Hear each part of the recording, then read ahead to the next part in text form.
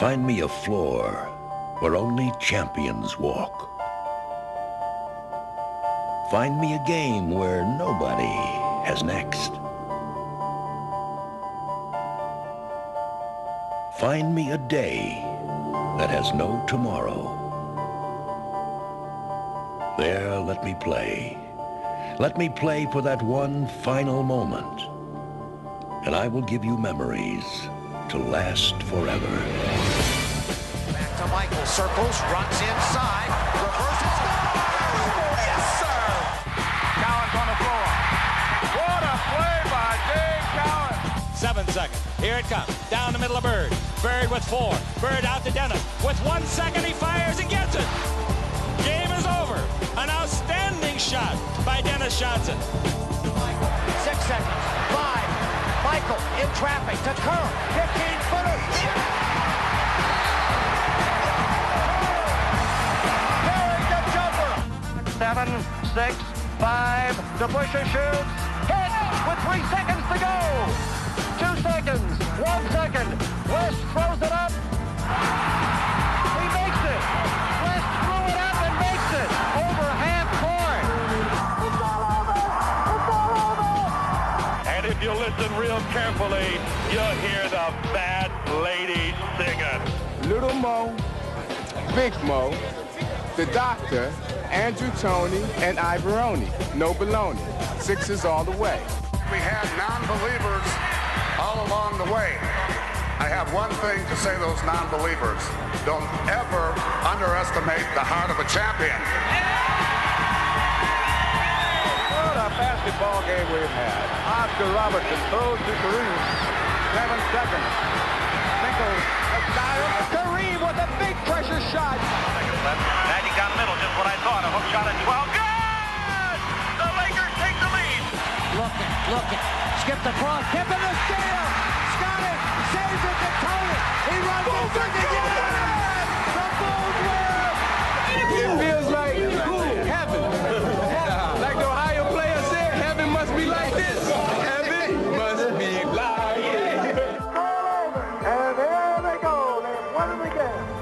Michael, 11 seconds. Across the timeline he comes. Goes to Pippen. Pippen breaks inside. Pippen got the shot. They go to Grant. To Paxson. Paxson goes for the win. Here's Paxson.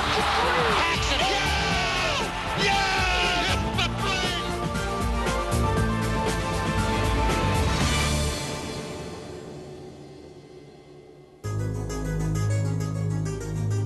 No team has had more great finals moments than the Boston Celtics.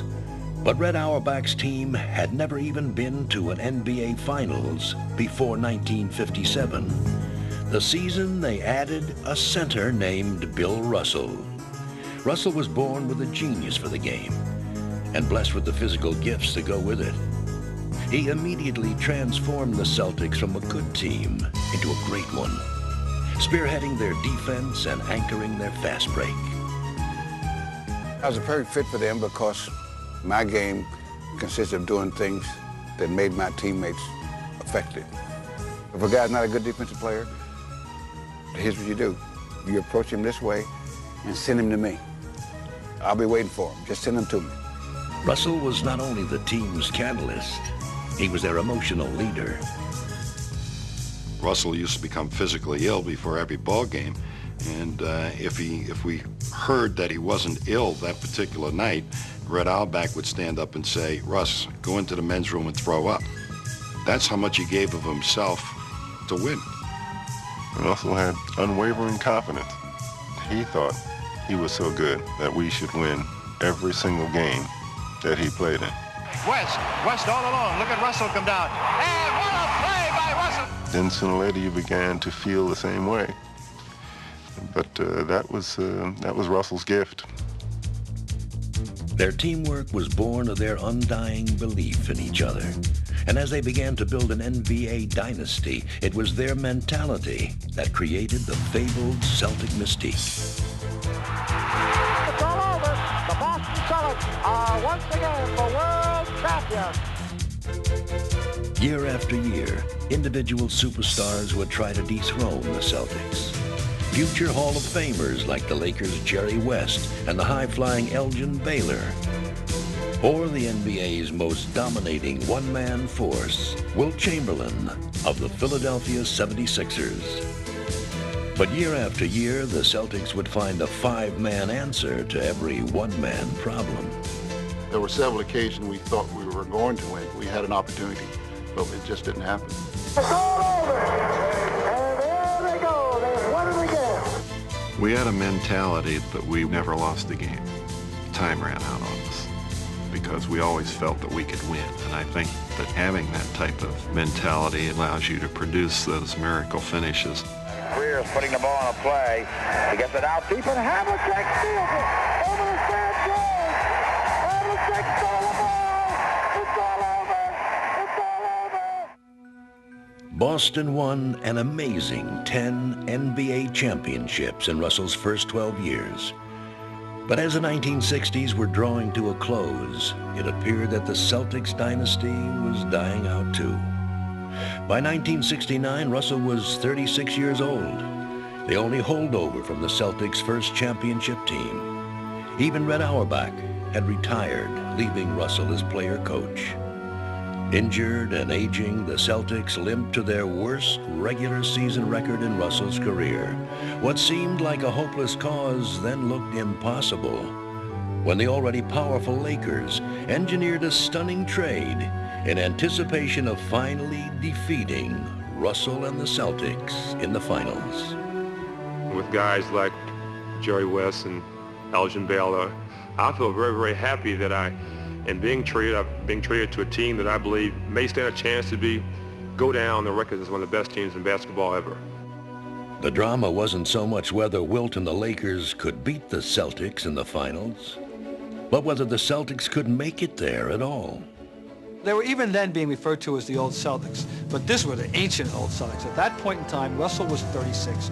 They finished fourth in the regular season. They were going to be giving up the home court in each of the 3 rounds. There was no thought in anyone's mind they would get by the first opponent. It would be Russell's Celtics' last run at a championship, and they didn't need anyone else believing in them, as long as they believed in each other. One thing that we've always had in the Celtics is mutual respect. And we think that's the most necessary ingredient for a winning combination. In their first playoff game against the Sixers, Russell blocked 12 shots, sparking the Celtics to a first-round upset. It's that feeling of supporting and encouraging. You give all you have to your teammate to help him be who he can be. And that was certainly true about what Russell did for us on the court, and we gave it back. In the conference finals, the up-and-coming New York Knicks expected to walk over the Celtics. But Boston ran past their young rivals and all the way to the finals, where the heavily favored Lakers would be waiting for their golden opportunity. I don't think that when players come to the Celtics initially, they believe all that pride and, mystique and that type of thing. But with the Celtics, there was always a sense of we rather than I. The Lakers raced to a 2-0 series lead, but Boston relied on some old Celtic magic to battle back and even the series at 3 games apiece. The outside now to Sam Jones is good. By Game 7, the doubts were becoming as familiar as the victories. I can't help but wonder, how do you feel about going into another 7th game, this time on somebody else's floor? We've done it before. Before his final game, it was the overconfidence of the opposition that helped Russell inspire his teammates one last time. We get back out for the last game. Jack Kent Cooke was the owner of the Lakers. He put out a sheet in all the seats. When the Lakers win the championship, the USC band would play Happy Days Are Here Again. The balloons in the rafters would fall down, and Chick Hearns would interview Elgin Baylor, Jerry West, and Wilt Chamberlain in that particular order. Well, I took this back to Russell. When the players came in, I read it to all of them. I says, there are a lot of things that's going on, but one thing that cannot go on